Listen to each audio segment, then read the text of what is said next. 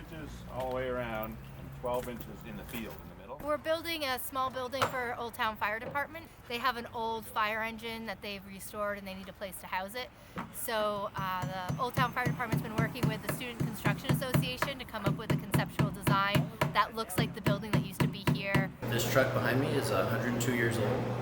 It's been mostly fully refurbished, some new pieces to it that just disintegrated over the years. It was bound in the woods 30 years ago, a little bit longer, and just rebuilt from there.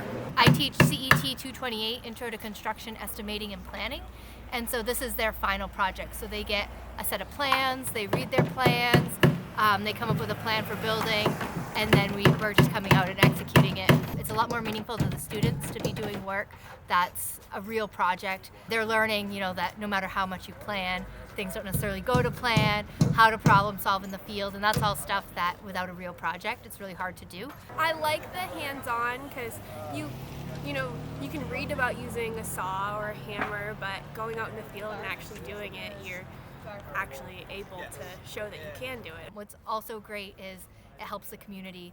So we've been doing a lot of these partnerships. So it's a really great way to give back to the community.